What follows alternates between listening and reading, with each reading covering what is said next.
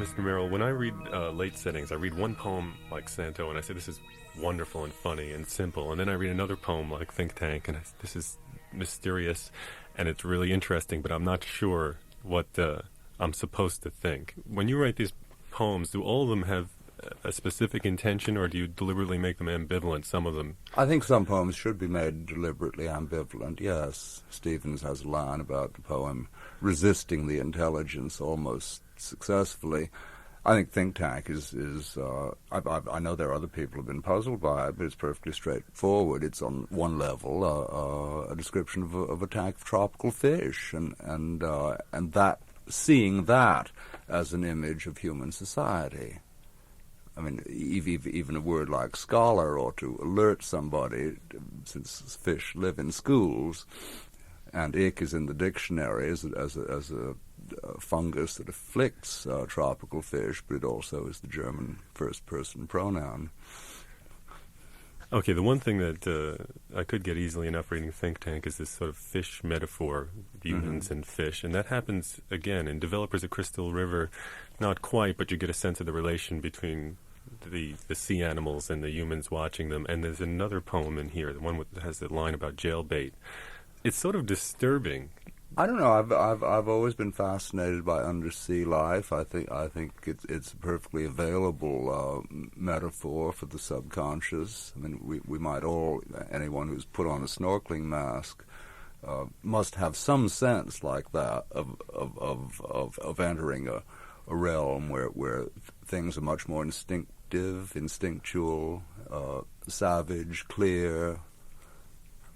Okay, poems like Topics, the first one you read, and Developers at Crystal River, have this social awareness behind them. Mm-hmm. And we're talking about survival and terrorism and larger issues. Do you find yourself moving more from the personal to these larger issues in your later poems? Well, of course, something like the poem from Topics is very, very short. I do. I mean, yes, I don't mind as much as I used to when I was young, drawing on a public event. I think my objection is that when I write those poems, that a lot of my entire personality is not being engaged, only the part that is outraged or frightened. And that's why I haven't spent more time writing a political poem. I think that only takes up a very small part of the personality, one's response to these events. Mm-hmm. But you find you're taking more time now than you were, say, 20 years ago? Well, for the extent of a 16-line poem, yes. I mean, that's not taking very much time. Mm-hmm. I was wondering if there was a change in your own perspective, that you were becoming more comfortable with. Well, I think I have more of a view of the world as a unit, and my fears for the world have grown. You know, one sense. I mean, I was about 19 when the bomb went off in Hiroshima, and you know, that seemed to be a controllable thing, though awful though it was. But now it's beyond any ability to pigeonhole it. Well, you know, W.H. Auden said poetry makes nothing happen, and it's something that I come back to time and again whenever I see political poetry. Well, I don't think it necessarily does, but on the other hand, you and I would read a poem and it might slightly change us, and we could make something happen.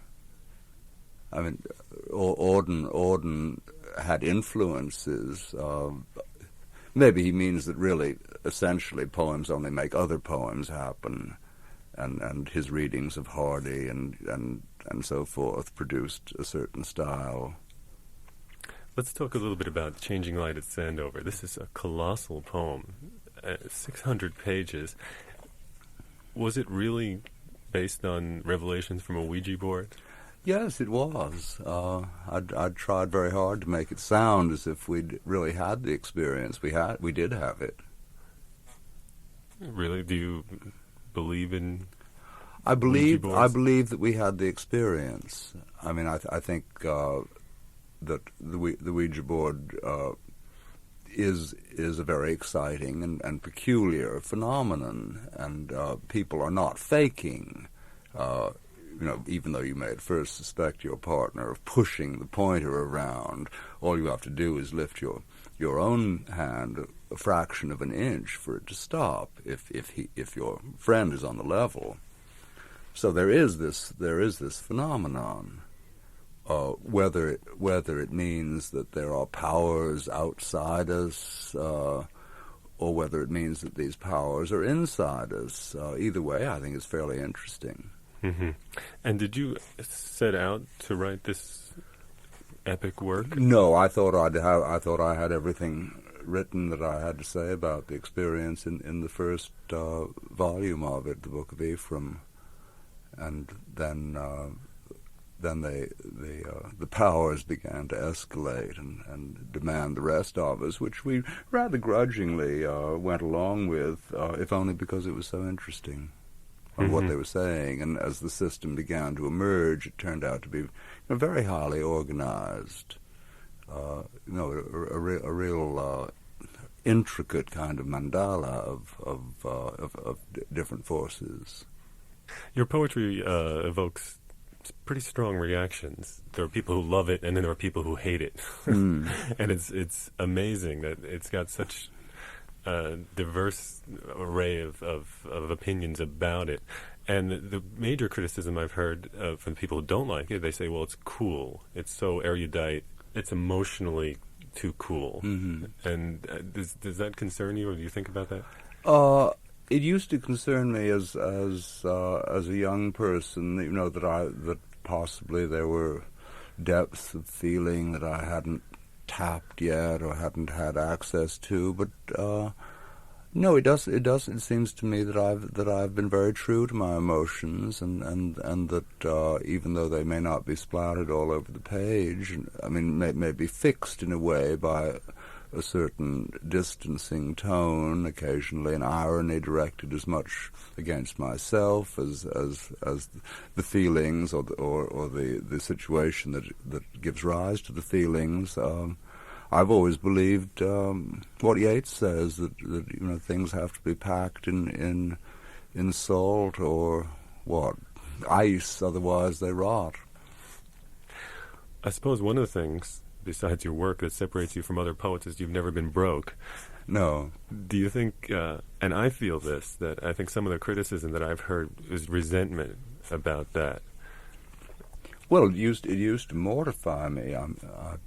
Frankly, it seemed to me I wasn't in any way entitled to that kind of good luck. I mean, it now seems to me good luck, like a winning lottery number. But I had to live it down for a long time.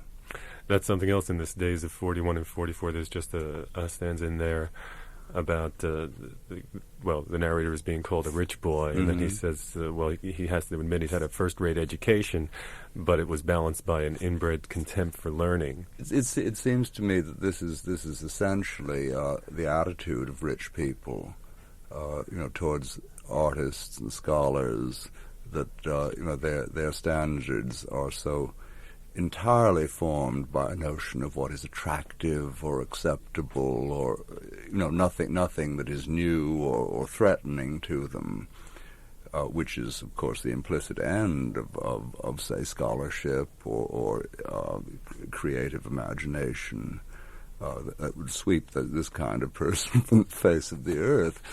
So I feel that I have the seeds of my own destruction within me, and I grew up that way with these two forces working against each other. And do you feel that you own the language at this point? I own the language, I think, of my generation, and it's a great lesson always, which poets find very hard to learn, that their language dates along with them. And that you see effects in younger poets that are not the way you speak, not the way you use words, and you already begin to see yourself as part of the past.